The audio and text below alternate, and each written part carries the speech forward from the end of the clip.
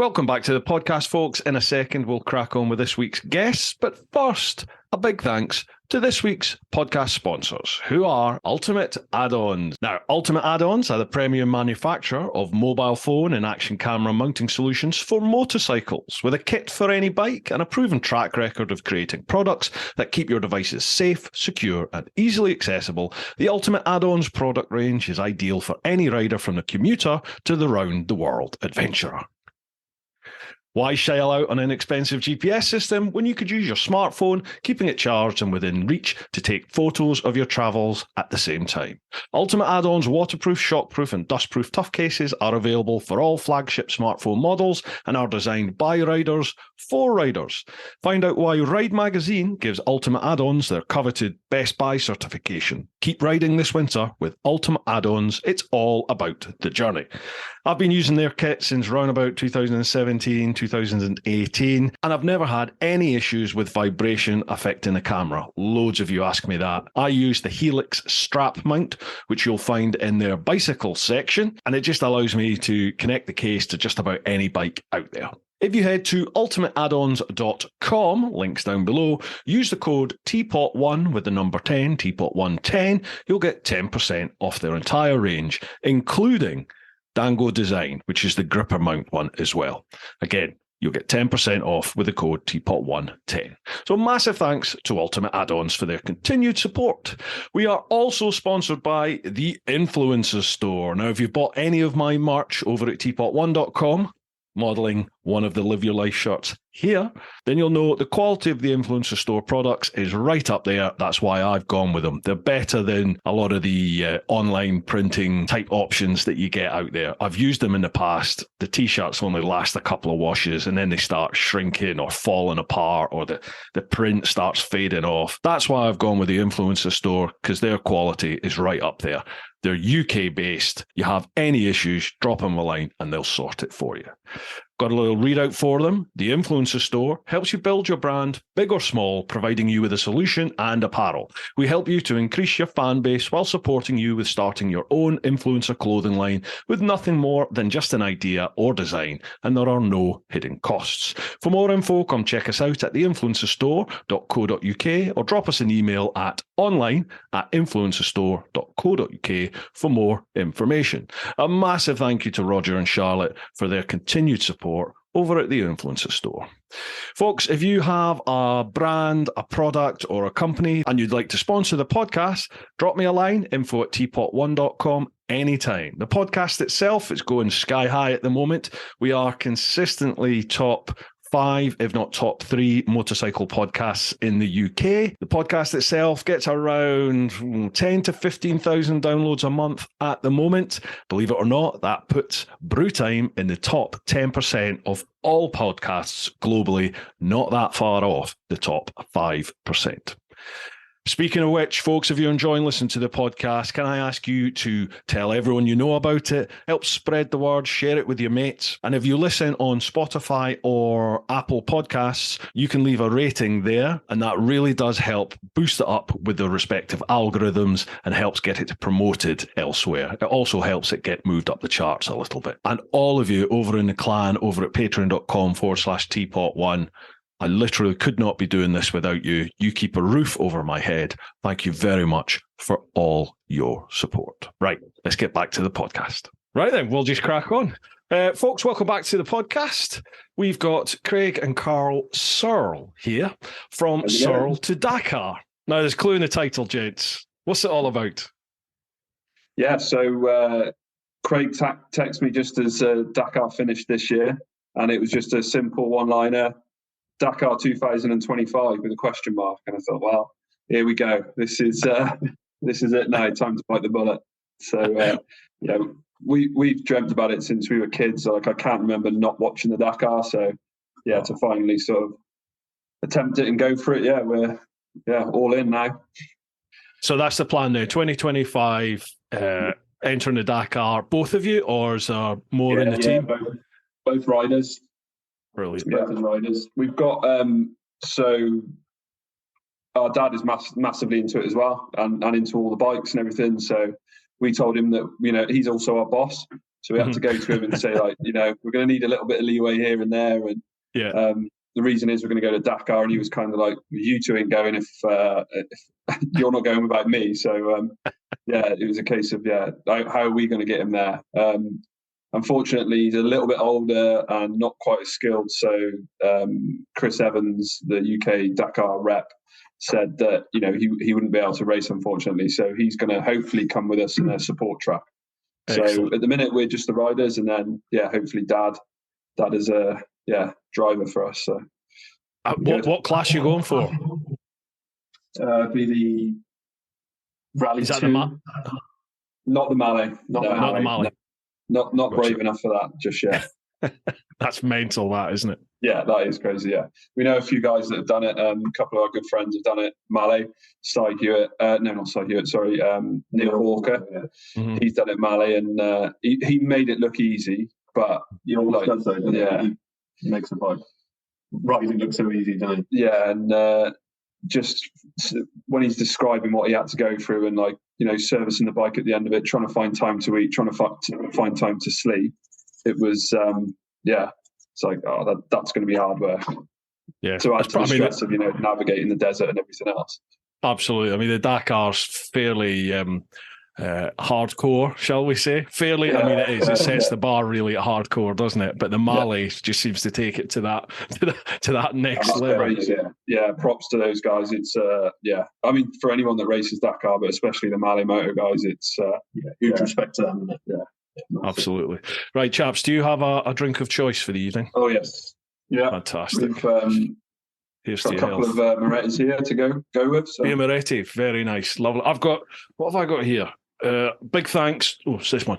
Big thanks to Dakar Steve, who came away to the Isle of Man last weekend there, and he's given me a few of these. What are they called? Tin Head Brewery. So nice. Got one of going these. down good.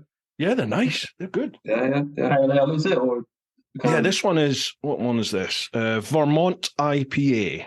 They do all sorts of different ones, but they're nice. You look at them and you think it's going to be like a milkshake or an energy drink, don't you? But it's it's nice. It's good. Yeah. Right. We'll just like to thank our sponsor, as in our dad. We've just been next door and nicked a couple of beers out of his fridge. So happy days. Yeah. Can't go wrong with beer Moretti. Beautiful beer, that. Beautiful. That's it. So, can you tell us a little bit about yourselves? Like, have you always been into bikes, or is this something that sort of grabbed you as you got on? Well, not on in years, but as you sort of became adults, or is it in the blood? No, as kids, we've, like, our grandparents on mum's side are into bikes. Our uncle raced motocross, our granddad raced motocross. So dad likes motorbikes. So from an early age, really, we were always into motorbikes and mountain biking and mixing and stuff. I can't really remember not having motorbikes around us. Yeah. We got our first bike when I think I was 12. You were probably 10. Yeah. It was a little Honda CR80 motocross bike that we begged our parents to get us, and then mum got us the bike, but unfortunately we didn't really have anywhere to ride it, and mum didn't have time to take us to the motocross track, so we kind of just rode it up and down the driveway, and tried to ride up and down the driveway. Yeah. So you've got quite a big family, haven't you? You've got loads of brothers, and you've got a sister as well. Is that right? Two sisters. Two sisters. Yeah, so we've got a bit of a split family. So me and Craig are same mum and dad, but then dad's side we've got younger sister, and then mum's side we've got a younger brother and a younger sister that side as well. So gotcha. So I watched your vids over on YouTube, and I think on the first one you sort of introduced yourself, and it sounded like you had loads of brothers and sisters, but it was only really you two that were into your bikes, and your dad. Pretty much. Yeah, pretty much. None of them have really got any interest in motorbikes in there. So they think we're mad that what we're going through and what we're going for, but it's got to be done. So I think we're slowly converting to the motorbike scene. Yeah, definitely. Going on from like the first bike that we had, like we didn't really get to ride it much. Rode it in places that we probably shouldn't have, but from there then it went a little bit quiet, didn't it? Until we started actually earning money, and then we were able to like save up, buy a bike, and then the plan was always to race motocross. We've always loved motocross from the get go. So then we started racing motocross. probably for about 5 years, wasn't it? From 17, probably, like 17, something like that. And then I stopped racing motocross actually because I got with my now wife, and we wanted to buy a house, and racing motocross full time and saving money. Yeah, that doesn't go. The two don't go hand in hand. So I packed in motocross. You pretty much followed me, didn't you? Yeah, I stayed on for a little bit, didn't I? I did probably like a season. Yeah, and the same situation basically. Yeah. Buying a house and racing motocross doesn't really get along. So life steps in. Yeah. Then once we'd sort of settled into it, you got yourself a sports bike, didn't you? Yeah, so I bought a VFR 800 Honda VFR, and it's a lovely little bike. Yeah, Dad was into his road bikes as well, so he had a CB 1300. Yeah, can't remember the age of that one. And he had a SP2. It was SP2, was it? Honda SP2 before that. So these guys were on the road and pretty confident. I wasn't confident on the road at all. Not for me. Then I did a little bit of riding on Dad's CB 1300, but then Dad got one of the first BMW GS liquid cool 1200s. Yeah.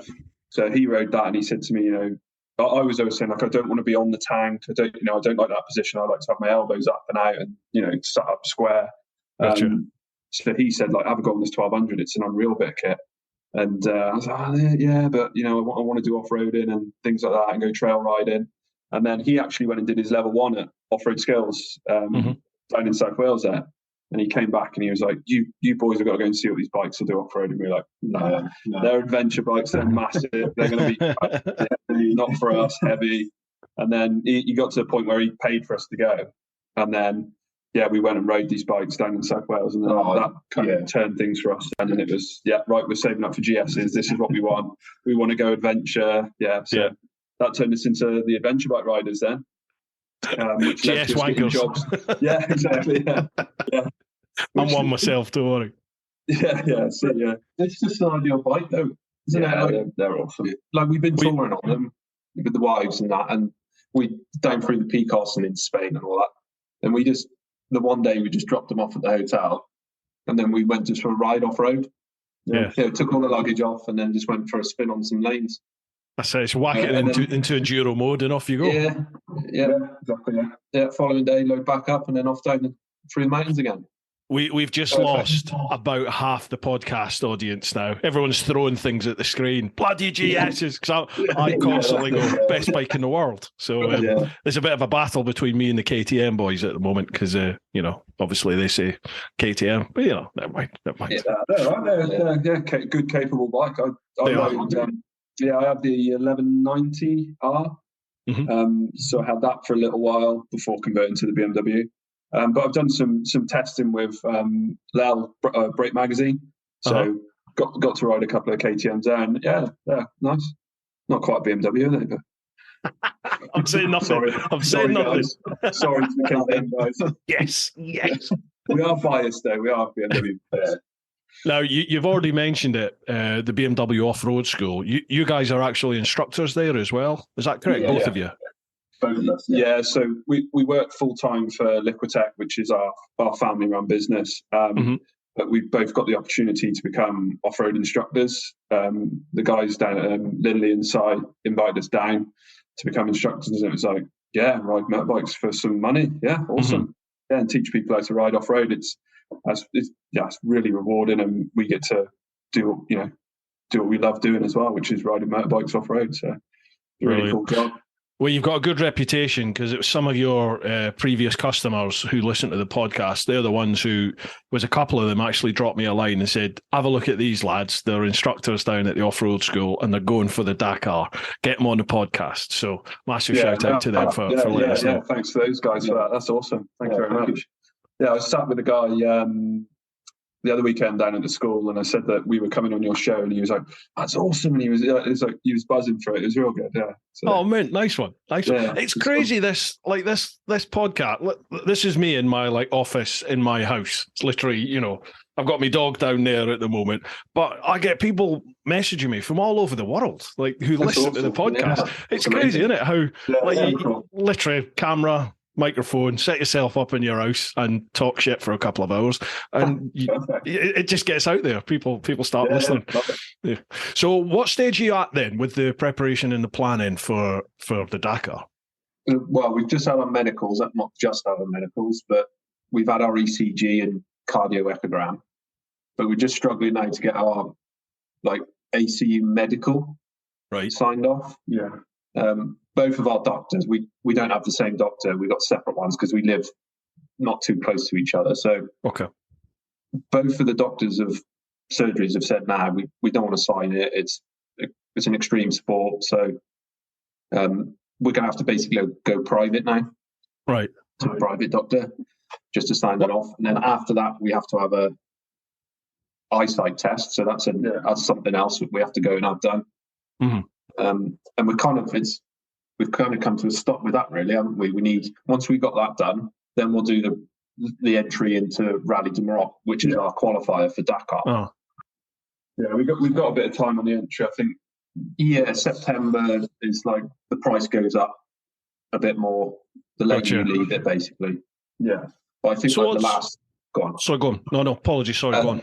The last sort of entry is kind of 2 weeks before the actual race start, isn't it? But obviously, it's a lot of money then.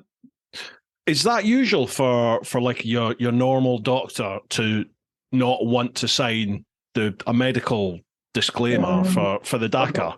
Is that a usual thing? I think it's just down to the individual themselves, isn't it? We've not, obviously this is all new to us, so we are taking a bit of advice off people and things like that, but it's kind of difficult when it just says on the form that your GP needs to sign this, and then it's our GP goes, I'm not signing that. But all the information's there. We've had the echocardiogram, we've had the ECG. Yeah. You've got you've known me all my life. It's just a signature, and it isn't the questions aren't complicated. They're literally, is Carl diabetic? So they're simple questions. It's 10 questions, but because it's an extreme sport, the class is an extreme sport. They don't want to sign them off. So we do live in quite small towns, don't we? So maybe if we were to live towards a bigger city, then it might be all right. They might be more regular sort of call-ins for the ACU medical. So got you. Yeah, but so, no, go on, Paul. Sorry, there's a bit of a delay there. No, that's fine. I think we're on Plan H now, are we? Something like that. Yeah, it keeps changing pretty much every week. We're we're going to do this, we'll do this, we'll do this. So it's changing a fair bit, but we just got to keep going. Just keep putting one foot in front of the other. Well, she's it. Yeah, it's baby steps, isn't it? And this sort of stuff comes up in this podcast time and time again about when you set your sights on your dream, whatever that is, whether that's world travel, entering the Dakar, rowing an ocean, whatever it is. When you set your sight on it, nothing ever goes to plan, does it? A plan never goes to plan. So it's just a question of dealing with things as they come, having to take a step back occasionally whenever you have to, figure it out, take the next step forward. Baby steps, like you said. Yeah, that's it. At the moment, so we've ordered our rally bikes for Rally du Maroc. That was quite exciting to get those in, wasn't it? Yeah. But then we've just noticed on the delivery form that it says delivery for September/October. Well, we'll be driving out to Morocco at the beginning of October, so just to add a little bit more stress into it, we were actually saying today we might be sticking the graphics on the bike as we're driving down to Morocco. So I'm sure you won't be the first one to do that. So what are you using? Is it Huskies? Husky 450s? Yeah, Husky FR, so the rally replicas. So pretty much as close to a genuine rally bike, factory bike you can get. So and the reason for choosing those was we just feel that they're the most race ready bike to go. In theory, we should be able to just literally roll them out the showroom, put our race number on it, and race it.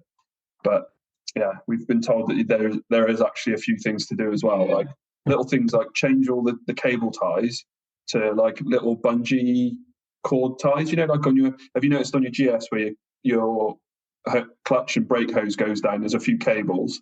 There's little tiny rubber tabs that hold all the cables together. Yeah. So you said change all the zip ties for those. Right. So that's not going to be a short job. I wouldn't have thought. No, that's going to take a bit of time. Yeah, that's it. And you've got to be pretty careful cutting those zip ties off. You wouldn't want to catch a cable, would you? No. Especially when you're under pressure as well. That's it. Yeah.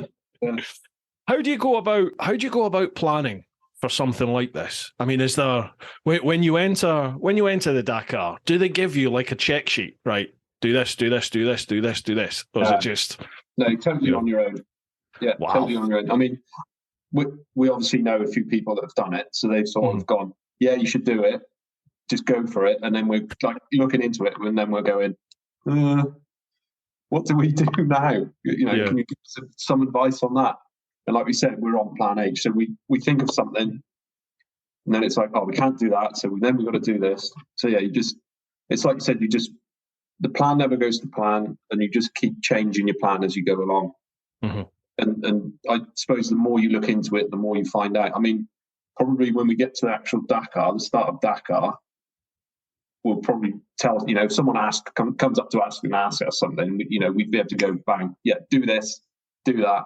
Yeah. But the guys we're asking are so laid back and just like, nah, you'll be fine. Just, but I it's part of it though, I think, you've got to go through the experience part of it as well, because that's all part of the story, isn't it? Yeah, definitely. Yeah, the voyage to the start line is probably, well, I'm not going to say it's as big as the race itself, but it's part of it, as you said, isn't it? Yeah, it's part of that adventure. Yeah. 100%. So with the Rally de Maroc, is it only the one you need to do, or is there a couple that you need to complete in order to qualify? Well, there's no actual ruling on how many you need to do. Okay. They do say that it needs to be, I forgot, what is it, AR? The ASO. ASO approved rally, which Rally de Maroc is. So it needs to be an ASO approved rally. Morocco is the closest one for us to do. The other one's in Abu Dhabi. There's the Sonora one that's happening right now. And South America? Is that Sonora? That's Sonora. Yeah. Yeah, there's like a Desert Challenge, Abu Dhabi Desert Challenge. Yeah, Rally de Maroc. Yeah, I think there's four. There's four. Right. Yeah, Rally de Maroc's the closest one, and like if you're looking to get out to the others, it's like big money. So we're kind of hoping that Rally de Maroc all goes to plan. We'll finish. You've got to finish it, and as well, like we want to try and finish at a reasonable pace. Yeah. So anything to try and help us get through, and even that, like that's not guaranteed either. So it might be then that we have to do Rally de Maroc the following year again to try and get our place sorted. Like when we enter it, and the entries are opening for Dakar in is it June? In the June, they let you know by September. By the September, if you've actually qualified, but they might say like, yeah, you'll qualify if you go and do Rally de Maroc again and finish it. Yeah. So there's basically they've got to see that you've spent enough money with them. Yeah, spend enough money. And they'll get you through. Yeah. Speaking of which, it's not going to be cheap to enter the Dakar. No. I mean, it's a personal question, obviously, but is this something which again you're having to build into your plan to raise the funds to do it, or do you have all that sorted? No, we're still raising we've only really just started raising the funds now, haven't we? We've just got some merch out. Yeah, saw that. I saw that. Obviously the finance. So at the moment, in my scale of worry, is the riding is at the bottom, and at the moment the highest one is the finance. Yeah. So it's just getting the funds together. We do own our own. It's a family-run business, so we've got and that's doing really well at the moment. So we have got that advantage behind us, but we can't actually. So we've spoken to Dad, the boss, and his wife Marie, the two bosses, and we can't actually sponsor ourselves within the company, but we've sort of negotiated. Oh, can we have a little bit of time off here, a little bit of time off there? So financially, really, it doesn't really benefit us, but time-wise, it will. So we're now trying to just work things out on that front. But fundraising is going to be a massive part of it, and corporate sponsorship and things like that. So yeah. What sort of Like, do you have the website up and running? I know you've got your social media up and running at the moment, haven't you? You started on your YouTube channel, you got Instagram, Facebook, that's all up and running. Yeah, that's all going. The website is kind of, so I've designed Liquitex website right. on Wix. Do you know the Wix? You can self-design your own.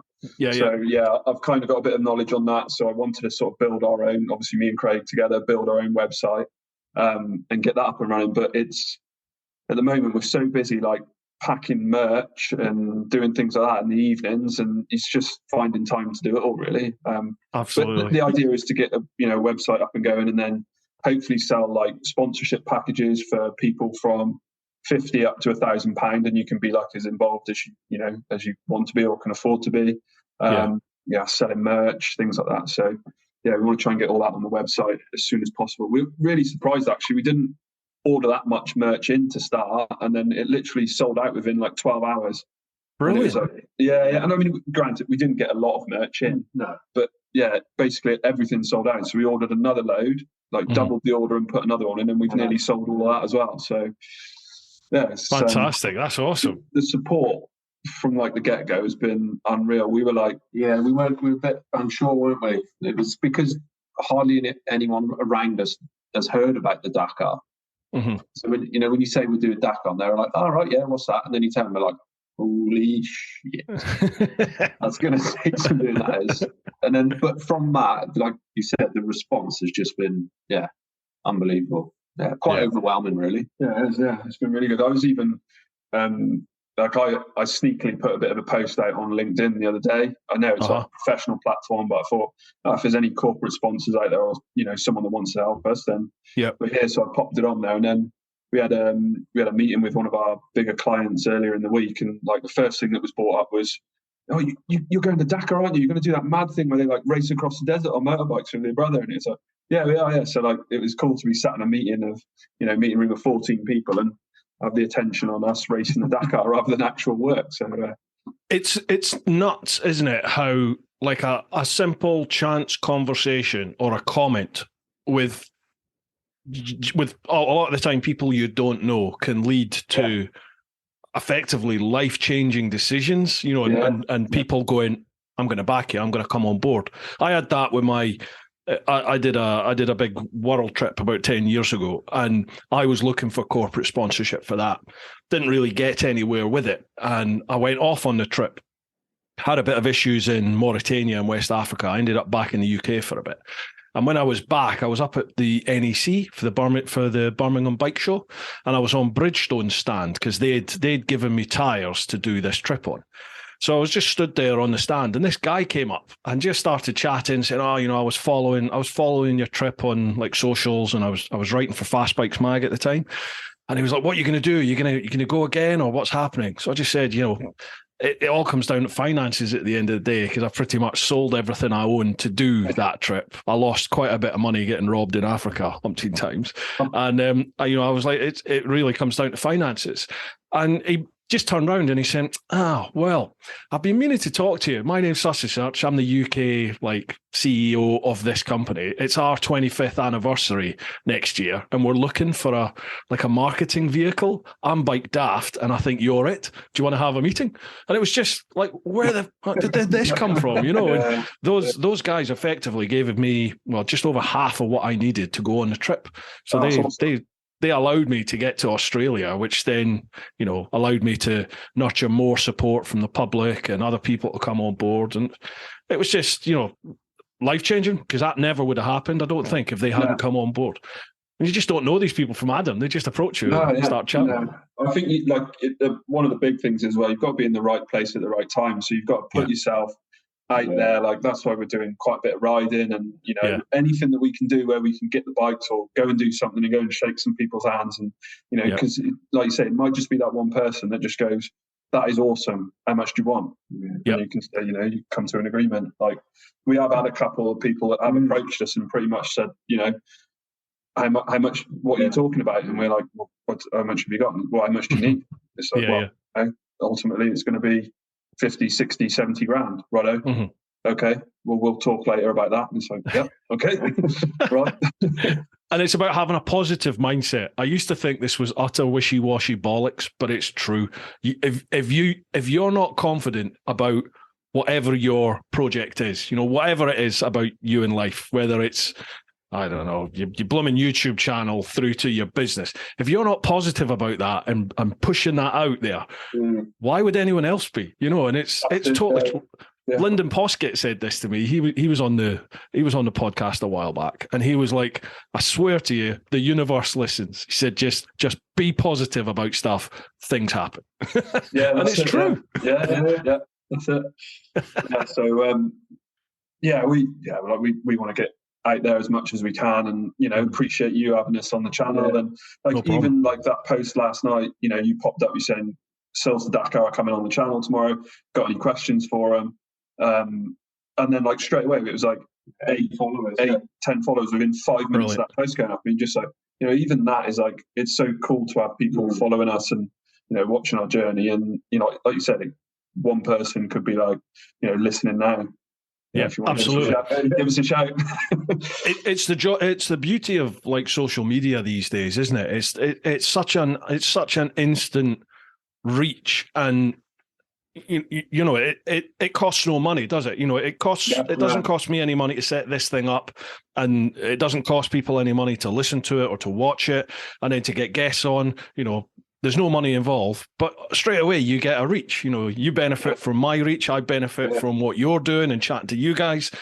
And then it's a case of, I'll know lots of, I keep looking at this camera, sorry, that one's not working.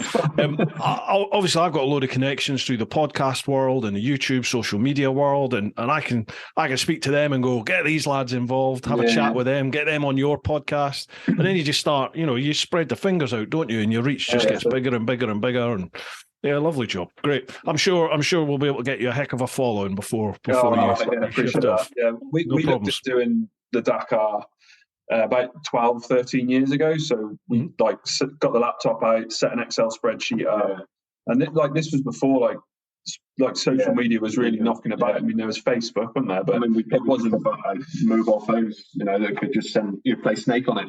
Yeah, that's right. I remember that. Yeah. There was no real way of like getting anything out there, and we sat down and we literally the first one was like Dakar entry, type that in. Right, let's Google Dakar entry, and it was like €15,000 to enter it. And we're like, no, well, that's it. Close the laptop.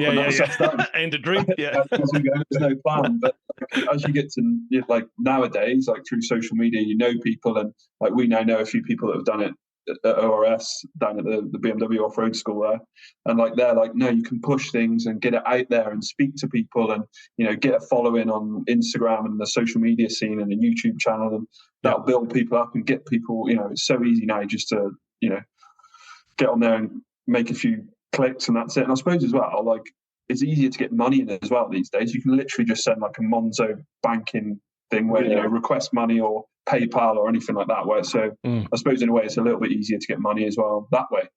So fair play to the people that 20 years ago that tried doing the Dakar. Yeah, that would have compared to now, that would have been absolutely. I think now people have a different approach to funding and things now, don't they? Not only like us as the public. I think maybe people are more inclined to get involved now, because it's not like Joe Blogs like me. It wouldn't be like I would have to step forward and go, right, here's 20 grand or here's 30 grand. It can be like, right, well, I'll just chuck 10 quid, 20 quid into a crowdfunder. You get a couple of thousand people doing that. Happy days, you know what I mean? Or even a couple of hundred people. It's so much more. I feel things like this are so much more attainable in terms of that. It sounds like a big roadblock when you have this amount that you have to raise. I had a young couple on Atlantic Escapade. They came on and they were rowing the Atlantic. They actually finished last month, I think it was. Oh, wow, amazing. But they had to raise something like, no, they weren't doing the Talisker whiskey one, which is about 160 grand. They were doing a totally self-supported one, just themselves heading off. But I still think they had to raise about 60, 70 grand. But they managed it. They managed it from crowdfunding, from corporate sponsorship. You could pay X amount of money and get your sticker on the boat, all this sort of stuff. Yeah. And they did it, just multiple different income streams effectively, and it facilitated the dream. And all they had to do was row across the Atlantic. So. That's all they had to do. Yeah. This is it. You're just riding the bike in the sand dunes, aren't you? See, no bother. Yeah, but it's been cool. Like, people have already, they're messaging us saying, like, what can I do to, help support, have you got this out? Like, we were a bit late with the merch, really, because straight away people are like, as soon as you got merch out, let us know.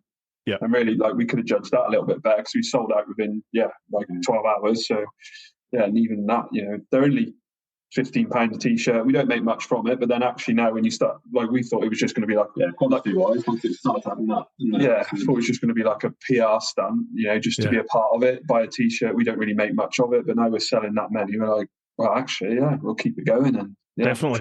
Are you doing stickers?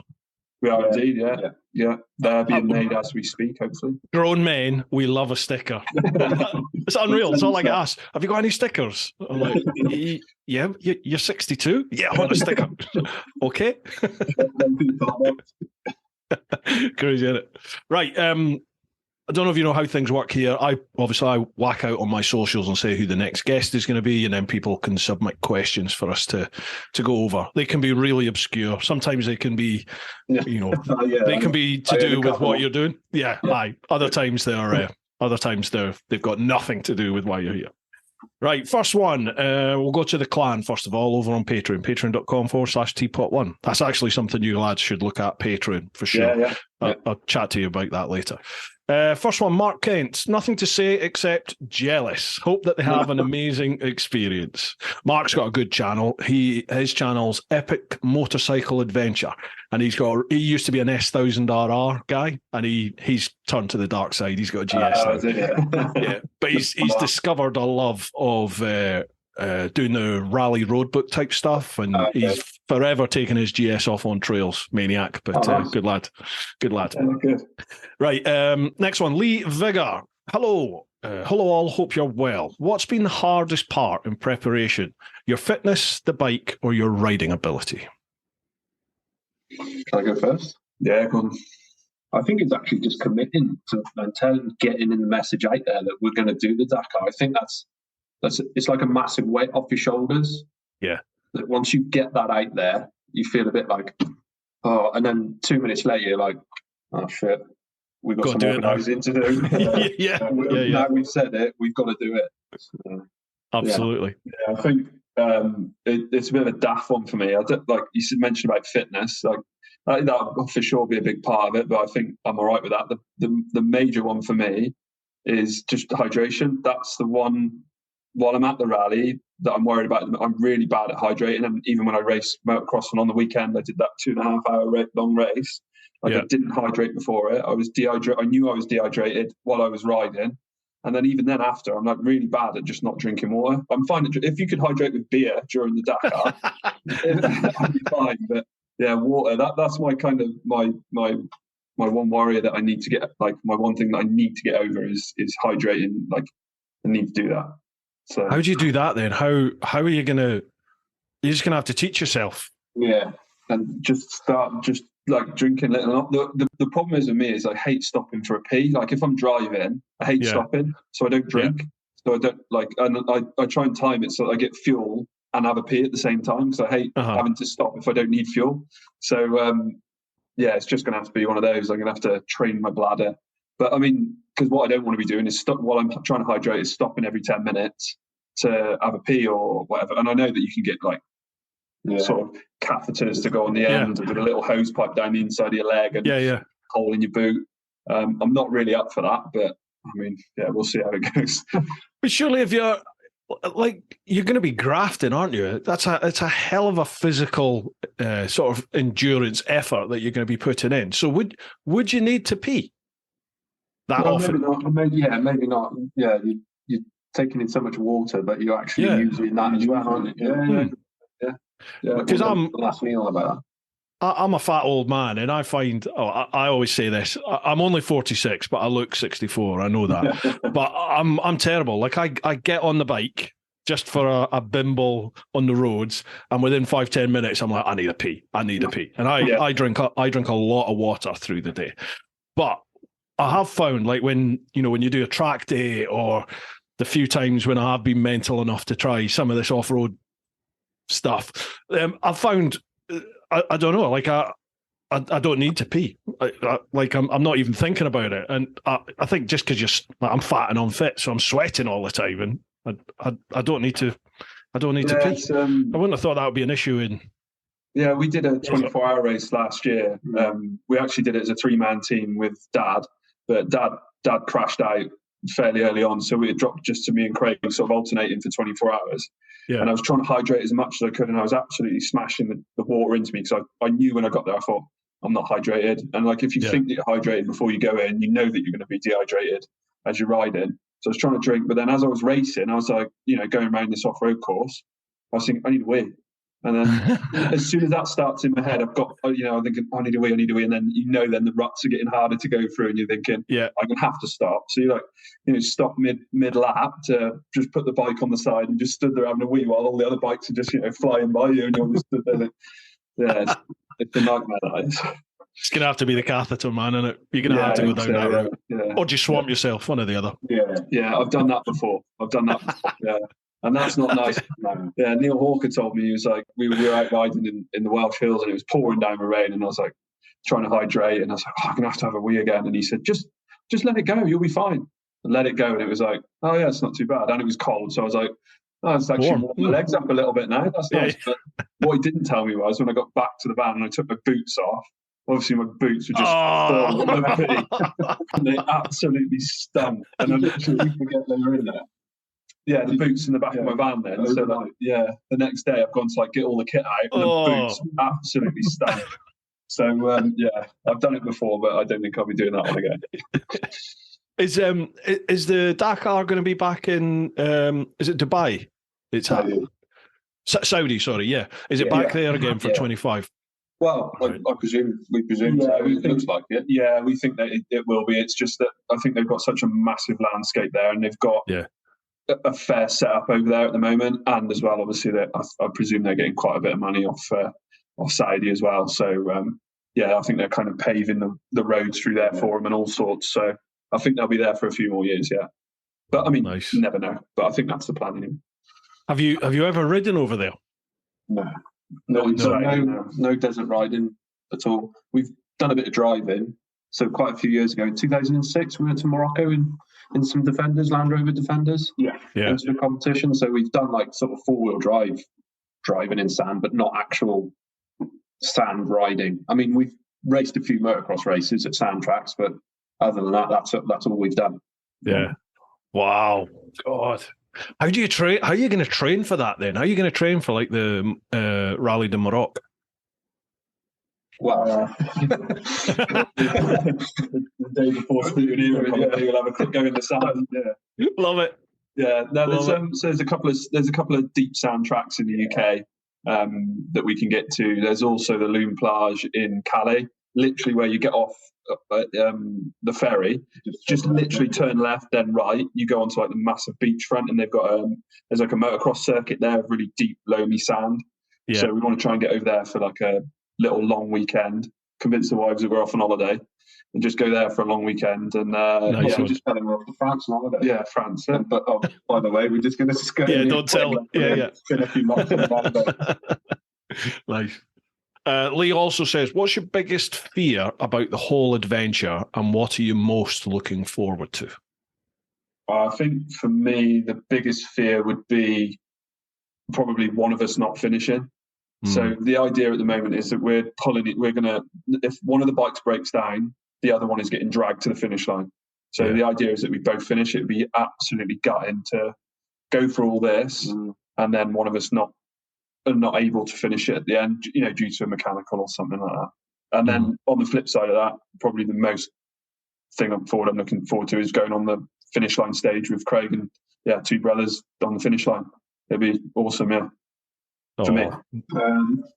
It's goosebump stuff, that. Yeah, that's kind of my answer as well. Yeah. I'm a bit stuffed now. Biggest fear, or the next fear down? I think probably getting lost on your own, sort of messing the roadbook up that much that you might have to call the organisers to say, like, look, I'm in the middle of nowhere. I can't see any other tracks around me. Can you come and get me? And I think you're out of the race then, I think. Oh, yeah, if you need to be rescued.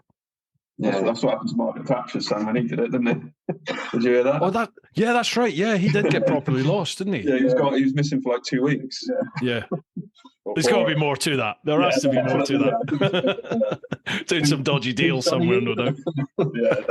And then probably, like the thing I'm most looking forward to is going up that finish ramp and getting your finisher's medal with your brother. So, yeah. Mega. Then what? Yeah, that's it. Well, I secretly told the wife that's it after Dakar. Yeah, we've all done that. Don't worry about that. There'll be someone else. Nice one. Cheers, Lee. Thanks for the question, pal. Next one, Michael Heaton. Hi, hope you're all well. For all of you, if you were reincarnated as a motorbike, which bike would you be? Who would ride you and where? Oh, God. Right. Which bike, who would ride you and where? I've got it straight away. So obviously a GS 1250, and then Neil Hawker, right? Because I know he will respect the bike. Be nice and gentle. Be nice and gentle. If it wasn't me, you know what I mean? If it was, that's a difficult one. That. Yes. What bike would I be? Well, first of all, what bike would I want to be? I'd go rally bike. So I'd go keep it off road. On Dakar spec. I'd go Dakar Toby probably. Yeah, I'd probably go Toby Price. Yeah, have you seen any of Toby Price? Yeah, oh God, yeah. Uh-huh. Yeah. So he's I was going. Yeah, I suppose. Yeah, he's up there, isn't he? In where? Books, yeah. Where would you want them? Where would you want them to ride you? I didn't answer that one. Where? Oh, just down a real nice smooth tarmac road.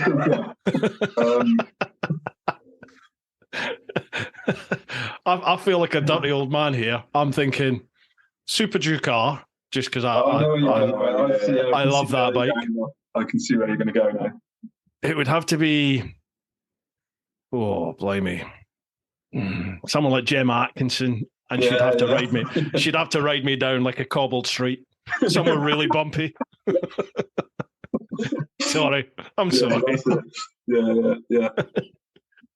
Yeah, I want to change my answer now, actually. Yeah, Feel free. Do it. Yeah, I'm going to go 1,000 hour. Yeah, cobbled street, Jennifer Aniston. Oh, yes. That's way easier to answer that way, isn't it? Yeah. But a Milfridge. Dirty old man answer. Oh, yeah. You've seen the level of this podcast now, haven't you? Yeah, I know where we're at. Going back to just it'd have to be like a real short run, like a metre of cobble, though, wouldn't it? So, be a waste. Yeah, just a speed hump would do, to be fair. Let's be honest. Cheers for that one, Michael. Next one, Ashley Wright. Oh, nice one, Bruce. I think it was Ashley, actually. I think Ashley might have been one of the ones that said, get these guys on. Yeah, we had him and his dad on a school, didn't we? Yeah, we were actually put together for one of the off-road schools, so we worked as, which confuses the hell out of people, like Carl and Craig. They always get us mixed up. So, they put us together, and then we ended up with Ash and his dad, Les. Real. Kev, sorry. Yeah, Kev. Yeah, real nice. Two nice lads. One. Well, Ashley says, nice one, Bruce. Two top lads who really know how to ride a bike and are great at teaching others too. First question to Craig. How amazing was it to be involved in the last GS trophy for Team GB? It looked mega. Oh, yeah, it was mega. Yeah, it was such an amazing experience. I literally just did a post today about it. I was blown away with the organisation of it all. Mm-hmm. But on the flight over there, I was kind of like, I didn't know what to expect. One of the lads that was already, at the time, there was the strikes, wasn't there, with the airlines and stuff, German airlines and baggage and all that stuff. So we got a bit delayed there. He sent a few pictures of the bikes all lined up of all the countries. It was like, Jesus, that's a lot of GSs. Yeah. And then when we got there, we had a photo on the beach, and there was something like 300 staff. And then there's the competitors, then there's the marshals. Oh my God! And and it's like a whole tank, just like a moving tank. I suppose a bit nothing like Dakar, but that kind of sort of feel about it. But yeah, well looked after. Anything wrong with the bike, it was just take it to the mechanics. They sorted, no problems. You're fed, you're watered. Yeah, scenery was unbelievable. I've got a lot of words to say about it, really. How long have you got? Basically, I could go on all night about it. But yeah, it was. Yeah, I was very honoured as well about it. Riding for your country is a big thing. Where did you come in the end? You were leading for a while, weren't you? Yeah, is that right? Yeah. So we pretty much led all the way through, bar a couple of days, but we finished second place. So was that South Africa? Yeah, South Africa won. Yeah. But it was South Africa. We were like kind of doing this all the way through. Yeah. They'd come up real close, and then we'd be a bit like, "Oh, we're gonna have to concentrate now." Yeah, Carl, you've done it as well, haven't you? Did you do the GS Trophy as well? I did the GS Trophy when it was a non-qualifier. So in 2018 I did it, and I won it. But then as I won it, I then got offered a job at Off-Road Skills. So unfortunately I started it, and then that was it for me. So once you're an instructor, you're not allowed to. Yeah, you can't. Obviously, you can't enter if you're an instructor. So can you not? Right. Yeah, so I was actually working on a stage. I was on like a trial section when Craig came in to do his trial section. Like, obviously we all know how people are doing, and like didn't really want to add any pressure to him, but I knew he was doing well, and it was like watching him go through the trial section. He's like, "Oh, he's nailed that, awesome!" On to the next. Brilliant. And then you're an instructor now as well, Craig, aren't you? Is that right? Yeah. So it was. So I qualified. When was it? September, the GS Trophy, isn't it? Yeah. And then after it's got nothing to do with qualifying for the GS Trophy. I think it was already sort of on the cards, but purely because an instructor isn't allowed to enter the competition, I think they sort of delayed. Yeah. So then I joined the team in February the following year. So effectively, I was an instructor at the GS Trophy in 2022, but I qualified, but I wasn't. So gotcha. There was a few people got a bit like, should you really be there? It's like, well, I was an instructor when I qualified, so it doesn't. Yeah. It's not that big of a deal, really, is it? So how do you qualify for it? Because I've seen people go for it, but it like to begin with, is it a session? Is it a sequence of heats, or is it just it's a big competition, anyone can enter, and the top X amount go forward? Yeah, that's it. So it's for all abilities, really, and it's pretty much luck on the day, isn't it? I would say. Like the year that I won it was like I wasn't expecting to win it. We just rocked up. We were there for a good time. It was the adventure bike scene was fairly new to us, and it was like, oh, you should go and do the GS Trophy. You'll probably do all right at it. And it was we entered it, and then it was like, oh shit, we're in the final 10. And it was like, oh, they just called us up, and and it was like first place Carl Searles. It was like, what? Yeah, I wasn't expecting that, but yeah, it's an awesome weekend. You should head down. You should come down. You know how many people are falling off the chair laughing at that at the moment? Well, me. So you've got the road section, which is on your own bike, and it's optional off-road. And then you've got the off-road where like you were not last year, but the year before. And that's all on Off-Road Skills bikes. So you don't actually ride your bike off-road. It's all on their bikes. I mean, you have to ride to the sections, which is just, you could ride a sports, like the one lad had an S1000R. He did the whole thing on an S1000R. So it's not really. Yeah. It's not just all off road. Yeah, so you'd be awesome at it. Yeah, riding a sports bike around. So the idea of the competition is the road-based part of the competition is it's like a road book. So you just literally tape it to your tank, and then you start off out of the centre, and it's like mile down the road, turn right. 2 miles on the left, what colour is the telephone box? And you write your answer in, and then reset your trip. And then 2 miles after that, how many bricks are in the bridge? Just like, silly questions like that, but it actually takes you around a route, around like all around South Wales, like beautiful views. You get to see Wales. There are off-road routes as well, the way you can like So for 10 points, you can turn right here and you'll get the answer in the middle of that green lane. So Gotcha. they've got that so you can score points that way, and then you ride in, like Craig said, into the off-road park, and then we've got like bike handling skills, a slow race. So the slowest time from point A to point B. So you're literally just on the clutch, in first gear, trying to go as slow as you can. Yeah. Or the next one after that is ride as quick as you can, but they've disconnected the throttle. Fast laps with no throttle. Yeah. How do you mean? Clutch control. Yeah, clutch control. So you can pull away on your bike on that GS in 6th gear with no throttle. Mm-hmm. Just by just like feathering the clutch. Yeah, that's it. Yeah, and get it going, and so we do like little things like that, and ride around like a square that's been set up with 5 cones with tennis balls in, and you can there's different ways. People come up with like different techniques of they'll pick all 5 tennis balls up, try and wedge them between their legs, and then ride to a bin and try and drop them in. But you're not allowed to put your foot down. Right. But then other people will pick one up and drop one in the bin, ride back round, pick another one up. Yeah, it's over 2 days. It's like real cool event. People camp there. There's like a lot of the guys go there just for like a social and get on the beers. There's a bar there, and music going. Right, you sold it to me. Bar, right? I'm there. Jump on it, mate. Yeah.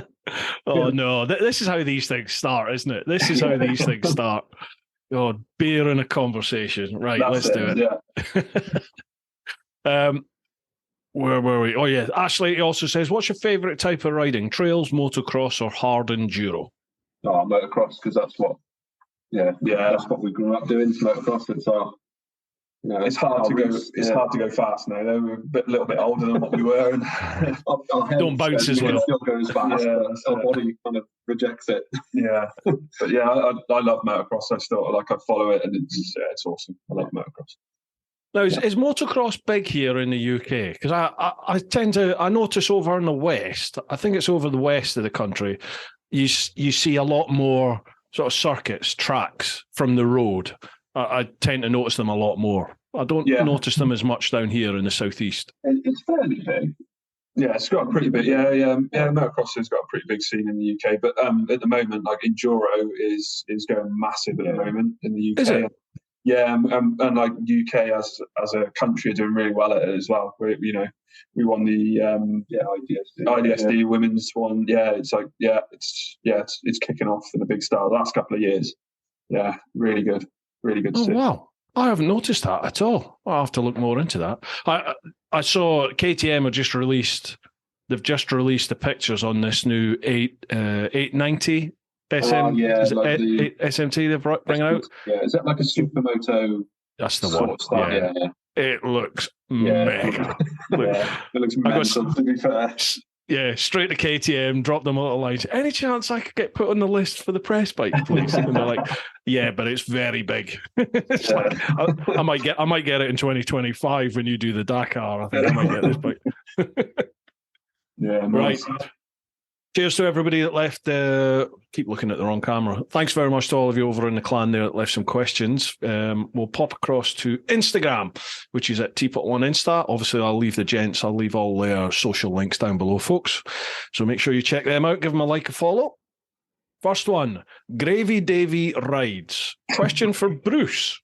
If you had to be the middle of a human centipede with 2 other motorcycle vloggers, who would you choose and why? Oh, there are some screwed up people here, aren't there? Have you seen that film, Human Centipede? I've not seen that now. Never seen it.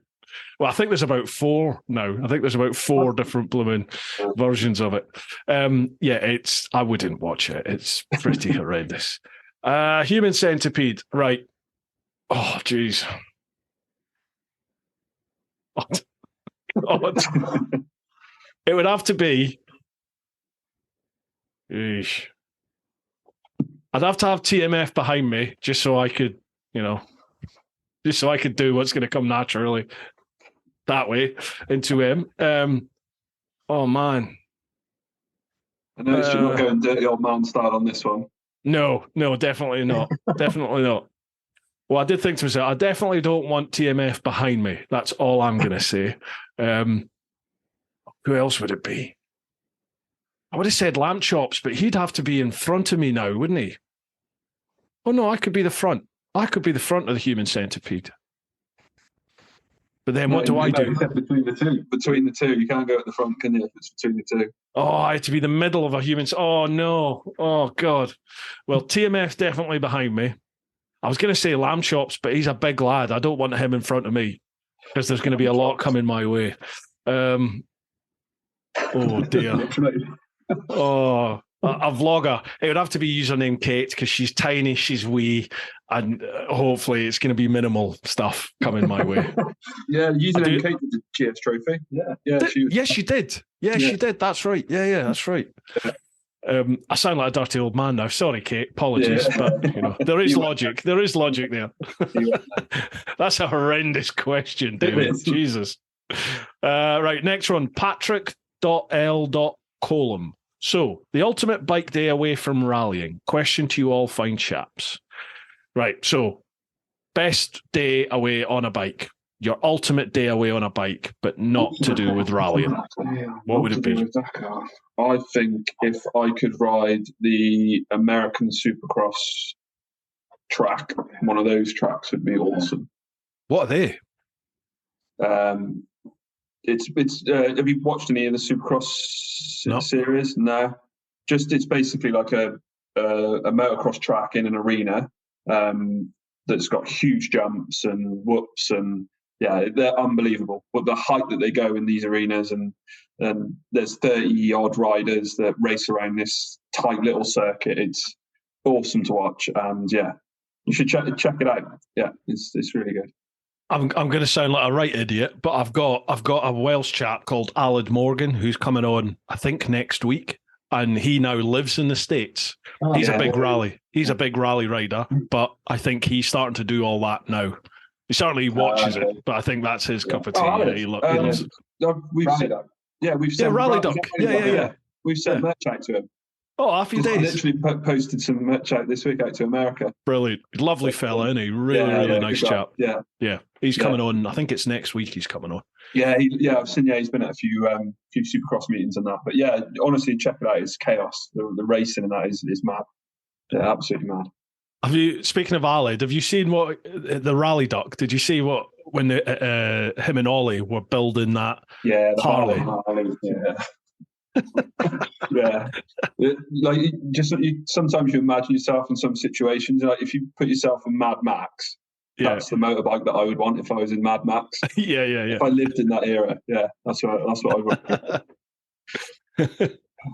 For me, I think the ultimate bike day would be a Honda CR500, a Glen Helen. Yeah, that would be good. You Glen fancy Helen's that? like the ultimate outdoor motocross track in America. Okay. If you want some arms for that. Oh, yeah.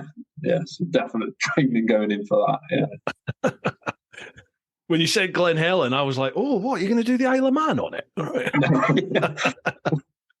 That's a good show, actually. Oh, man. Have you been over?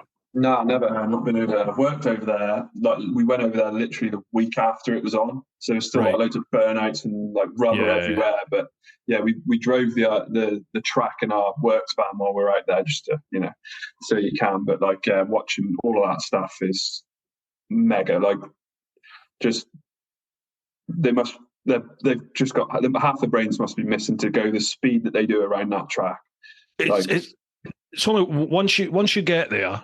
And like I like speed. I like speed. I'm nowhere near as quick as I used to be.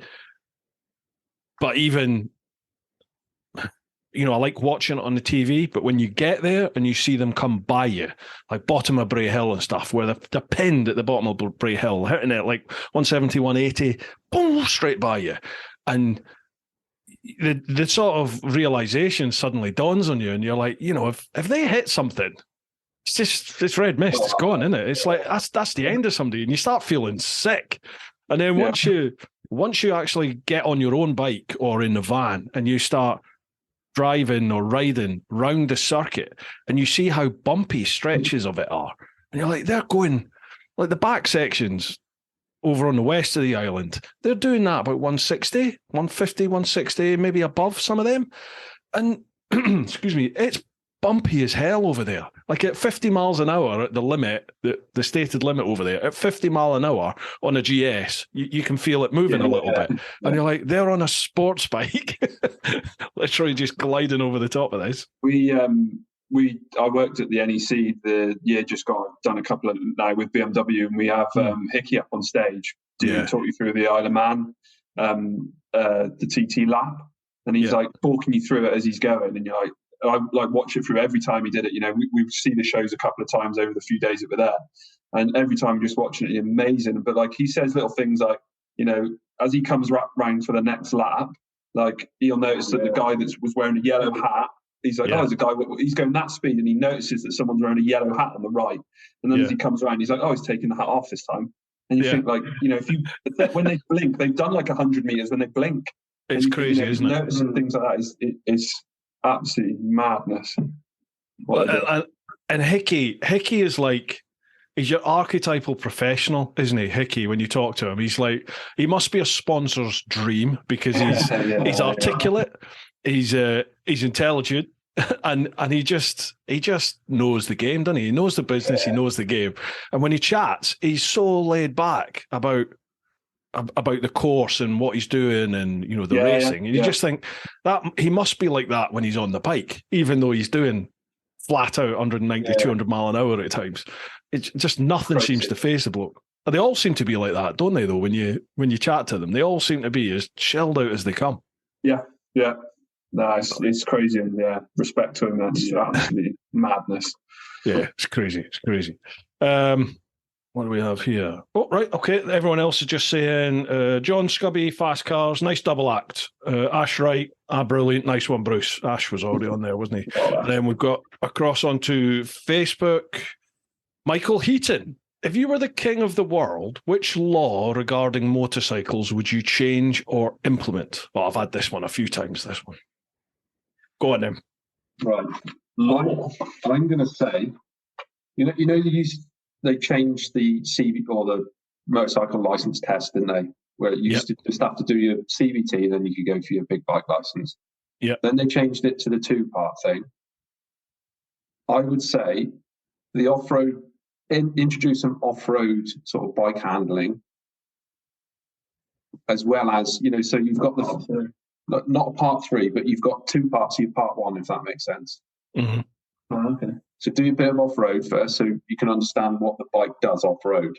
So if you lock the front wheel up, if you lock the rear wheel up, it's not the end of the day. And then go into your part 2 and then your test. And I think that would help people. There you go. I reckon it would help people pass their test a lot quicker. If that makes sense. Confidence-wise, build confidence up there. Yeah. So getting them used to the bike moving underneath them and realizing that's not end of play. Then it's Gotcha. Or the other one would be is give us an entry to Dakar. Automatic. Guaranteed. Yeah, straight in. Difficult on that. I'd try and get everyone to ride 2 fingers on the levers. That's going to be controversial. That is going to. I'll get some comments. All the Nigels in the IM will be like, oh no. That's it. Yeah, I would always ride 2. I'd get everyone to ride 2 fingers on covering the controls all the time. That's what I'd go for. I would just want 1 day a month where there's no traffic. It's just bikes. Bikers day.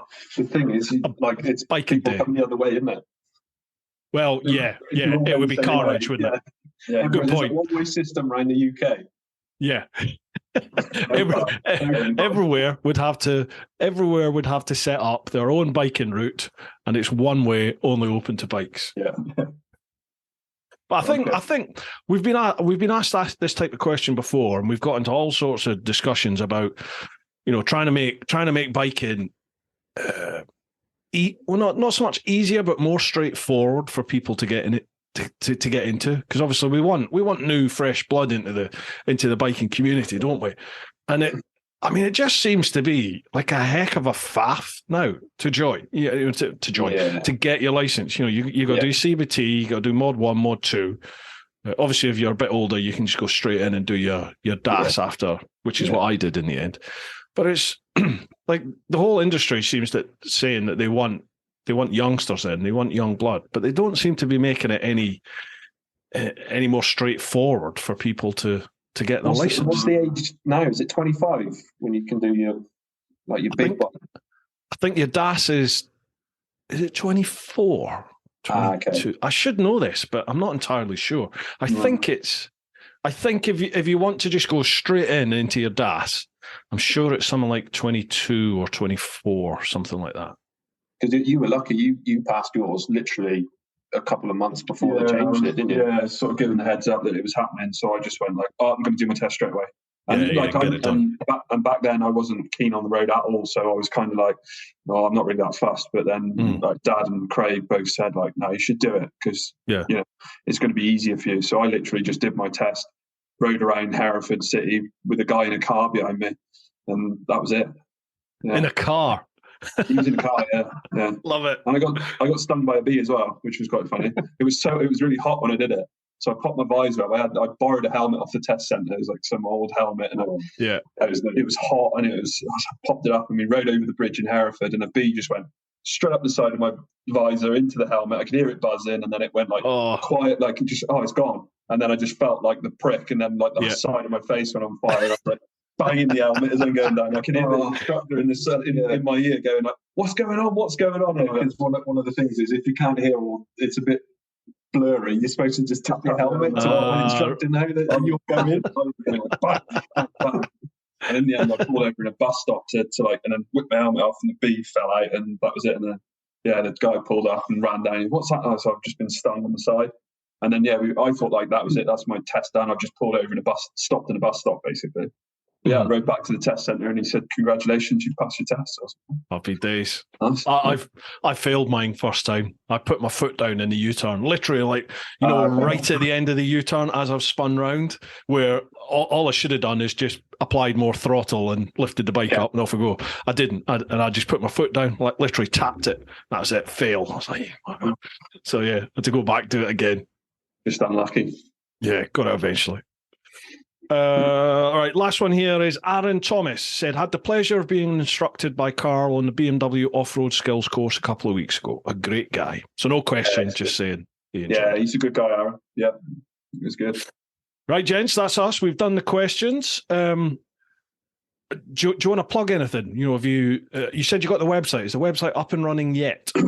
No, not yet. No, it's kind of part way through being built. So hopefully in the next at the moment, so I've literally just before we come on this meeting, I've been on the phone to solicitors where me and my wife have just bought a house, and we're supposed to hand over the keys today or exchange contracts or whatever it is today. But so we'll probably have a little bit of a sort out while we're moving house, and then hopefully end of next week with a bit of luck we'll have a website up and running.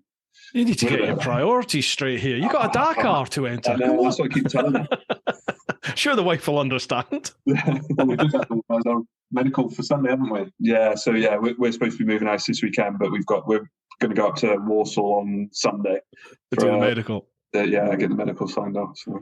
How you did mention this earlier, but how is the respective families? How have your other halves and everything? How are they dealing with the whole? I don't think I'd be doing it unless my wife said do it. Yeah, we spoke. Yeah. Like when me and Craig had a little chat to ourselves, and we were like, right, the next person for us is our family, like wives. Go to them, make sure they're good, and my wife Marie, she was like, if that's what you want to do.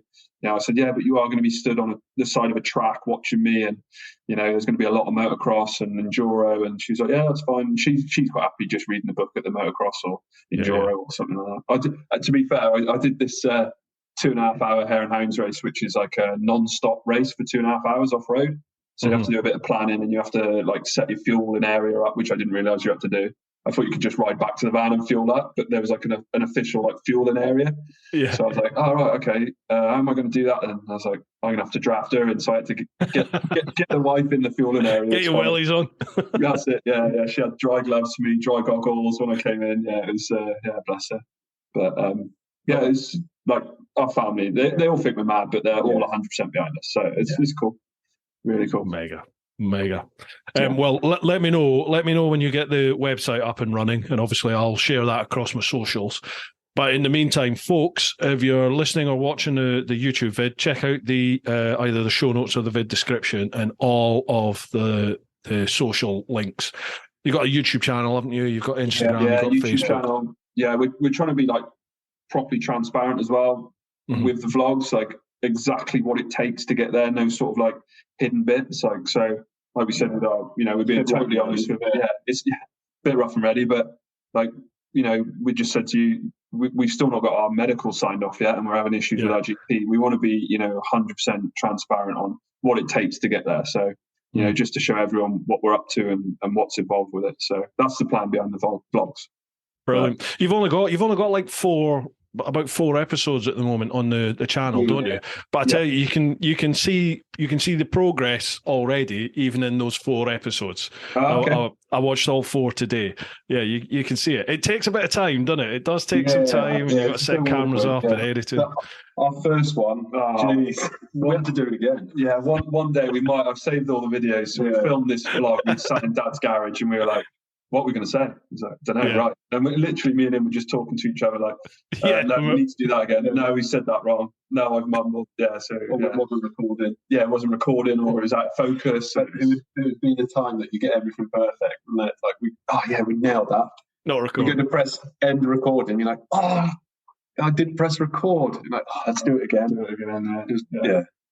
I've done that on this podcast before. Literally, like almost got to the end of the podcast, and it was like, didn't hit record. Yes, but before I recorded everything on Zoom, I used to record it on an auxiliary camera and a sound recorder and everything like that. But thankfully, it was like one of my mates. It was Lamb Chops that I was doing the podcast with. So we just sat and had more beer and did it again. It's stuff like the mic, isn't it? So we've invested in a mic now, haven't we? So it's sort of same quality. Yeah. Audio is king. Audio is absolutely king. You can get away with fairly cheesy video, like cheese quality video, but if your audio is bad and you've got loads of wind noise, people just switch off. But it's definitely worth it getting even just like a lav mic or these things, like AirPods or hands-free kit. So you can film a lot of it on your phone these days. A camera on your phone's fantastic. Yeah. That's what we found when we filmed. I find out in Portugal, like you got the camera, you got like get it out, get it set up, get all this right. Whereas like new iPhones and Samsungs and all that, you can literally just turn the camera on and it's like it's when crazy. I come back to review the footage, it was like actually the phone footage is like pretty decent, to be fair, to use. Yeah. Almost all of my stuff now off the bike, I just film with my phone. Yeah, pretty much. Yeah. Right. Anyway, chaps, I'll not. I keep looking at this. I'll not keep you all night. Before we call it quits, feel free if you want to plug anything, if you want to give any shout outs, over to you. Yeah, so we've got a couple of sponsors on board, which we're really thankful of at the moment. Which is the first one is Metzeler Tires. So we've always used Metzeler Tires for probably donkey's years now. And on the BMWs as well. So we ran the Karoo 3 and then the new Karoo 4. The Enduro bikes are on the Extreme 6 days. We've been in touch with the guy there and he's going to support us, or the company is. So, it was awesome to get them on board. Bennett's Insurance, they're on board. Happy days. Yeah, at the minute they're sort of just helping with like social media. They've said, like, can we bring a bike to the one of the BSB rounds and come and be on their stand and stuff like that. So that's cool. And then Marsh Power Sports, they were Marsh MX, but they're no Marsh Power Sports, and they're on board. They sell all sorts of motorcycles, any brand of off-road motorcycle, and they sell jet skis, Can-Ams.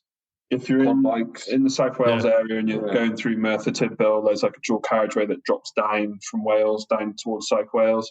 They're just there on the left. Like if you're into motorbikes, just go in there. It's like mega. They've got every single brand of motorbike. They've now got the KTM range in there, so they've got like the Super Duke in there, the new 890, new 890. They've got the Husky Norden in there as well, a couple of them. So and they've got every motocross bike, every enduro bike. Like old school ones as well, like 80s, 80s bikes. So that's all. It's real cool to see, as well as like race Can-Ams and jet skis and all sorts. So it's a cool place to go. And we've ordered the rally bikes through them. So yeah, they were pretty Brilliant. excited to hear that we were ordering the rally bikes. No, they've never had a rally bike there, so yeah, they were fairly keen once we approached them. Yeah. Fantastic. Yeah. Awesome. Right. Well, I'll be following your progress, gents, and definitely, once we're sort of closer to departure, whether that's going to be Rally Morocco or the Dakar itself, or both, if you want to come back on, feel free. 100%, It'd be great to get you on and have a chat. Yeah, thanks for having us. Yeah, thanks for having us as well. And like you say, Pleasure. even that little post that you put up has gained us followers, and it's awesome. And it's cool as well to see that your followers are asking us questions, and we know a few of them as well, which is awesome. So thank you very much. Lovely, Joe. I'm sure you'll get a few more as well off of this. So, folks, make sure you subscribe, like, follow. You know the score. Make sure you do all that. Send the lads some support, and let's get them to Dakar. Awesome. Right, folks. Hope you've enjoyed this one. Keep doing your thing. Get on out there whenever you can. Look after those that you love, but most importantly, live your life. Woo-ha! Okay. There you go.